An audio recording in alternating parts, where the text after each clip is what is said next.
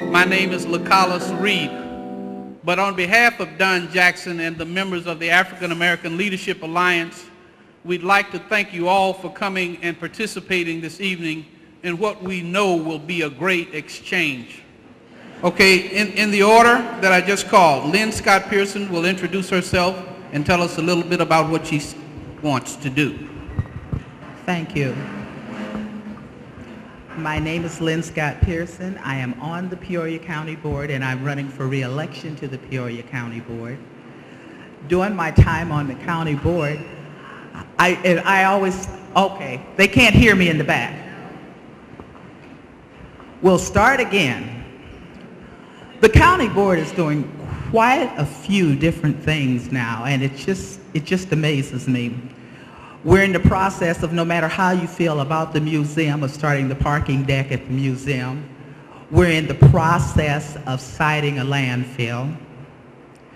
We're in the process of beginning to decide where we want to put our new nursing home.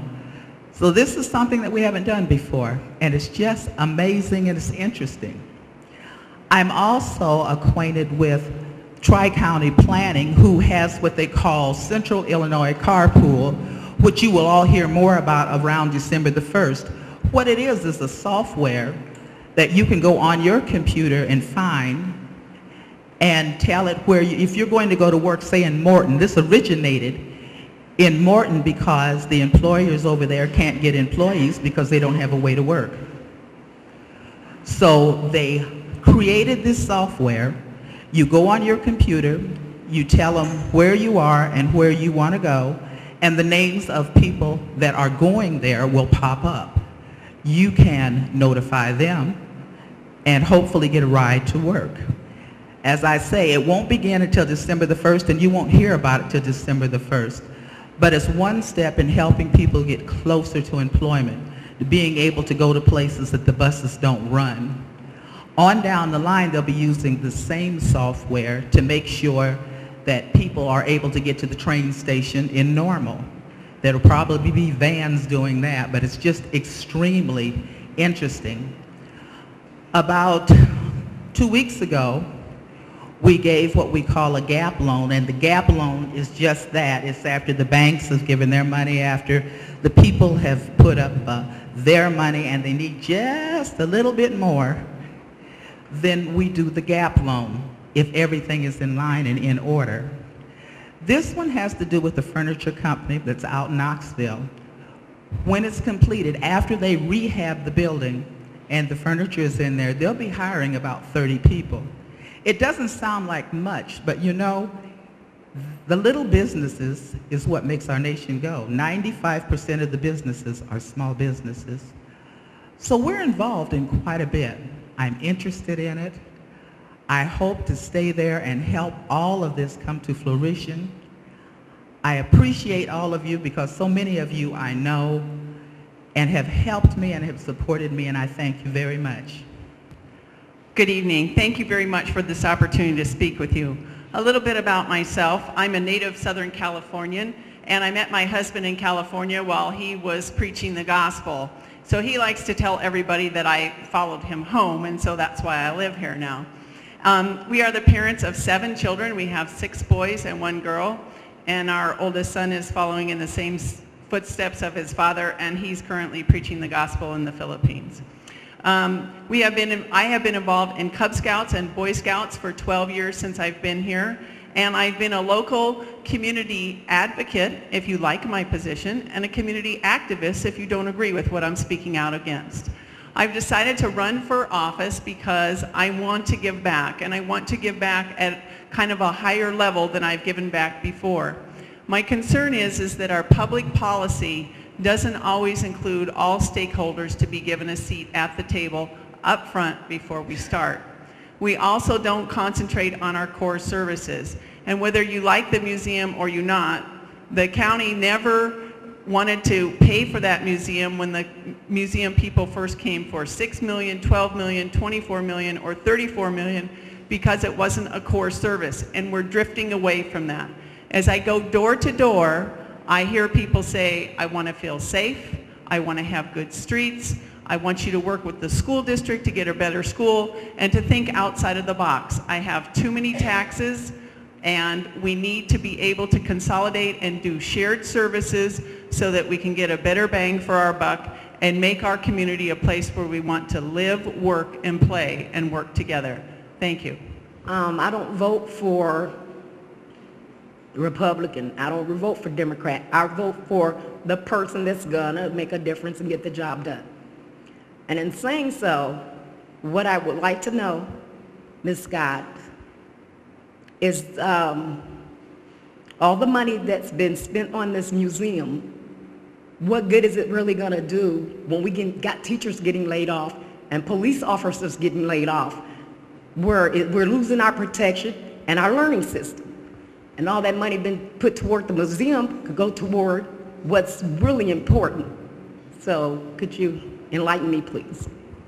The money that you are talking about is through the county and from the sales tax, and it has nothing to do with your police protection because that's the city. And the city is cutting their budgets, and that's why your police protection is going down. However, you do have a grant coming in, and I believe it's $2.5 million that will restore some of those jobs. I'd like to answer that question a little bit different way. The museum people are those who kind of have the gold, and the organization at the table who started in 2000 to try to get money to be publicly fund this museum. There are more of us out there who are fed up with not having a place at the table.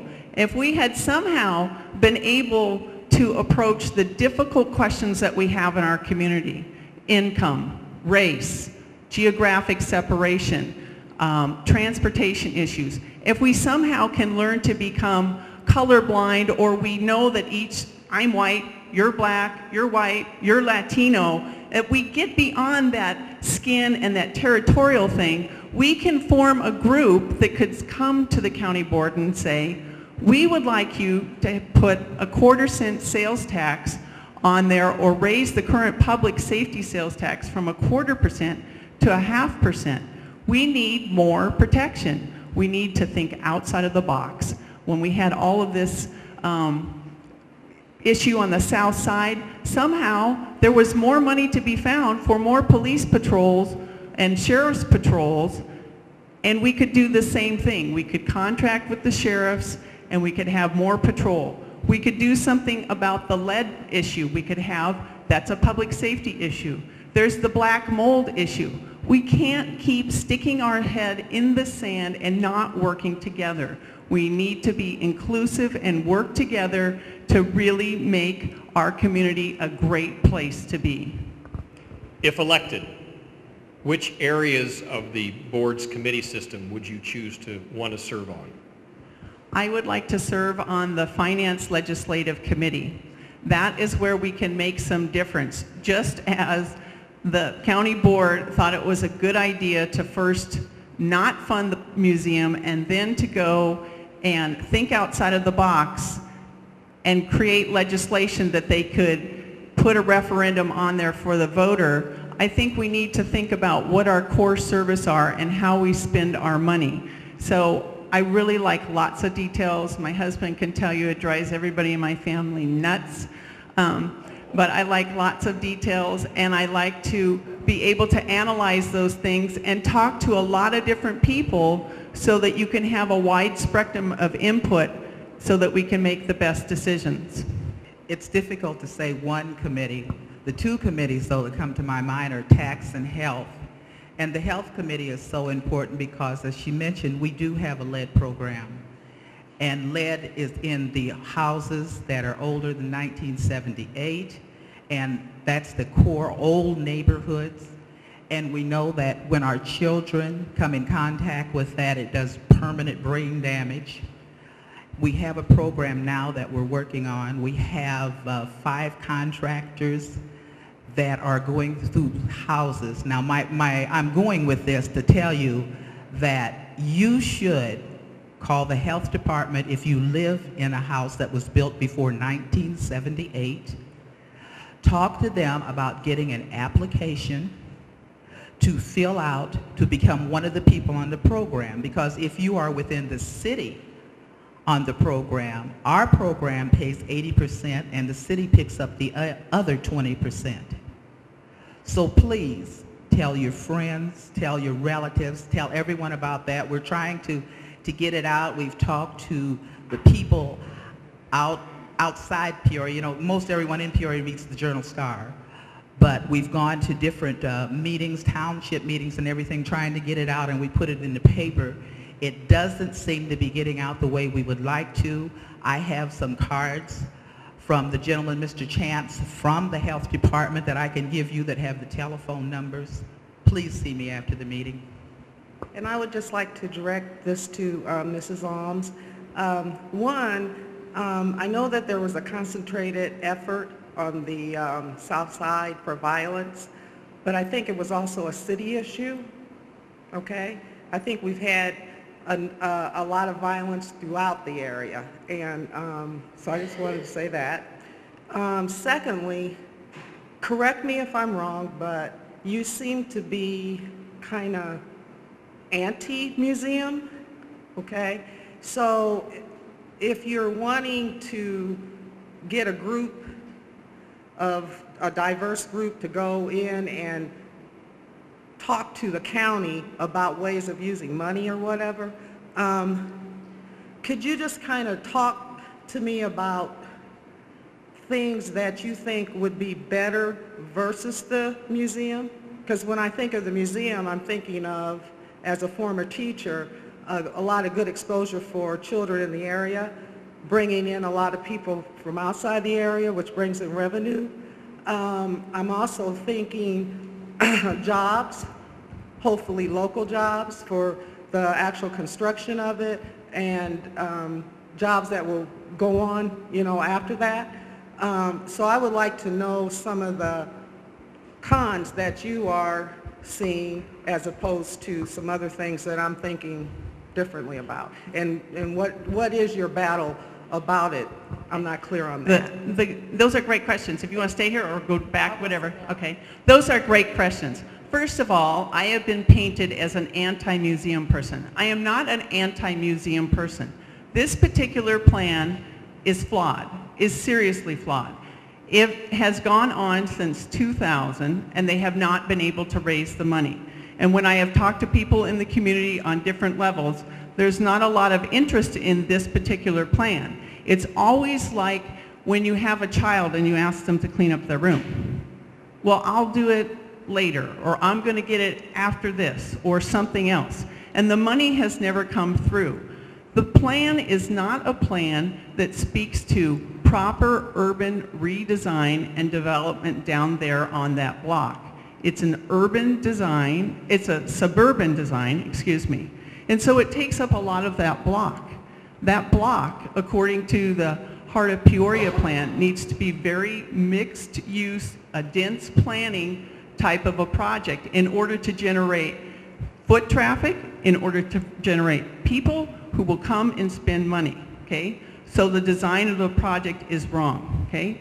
It's not a core service. That particular museum is not a core service of the county, okay? We have now expanded county government into an area that we never should have gone into, because if you can't get the money for the bricks and mortar, then how are you going to get the money for the maintenance?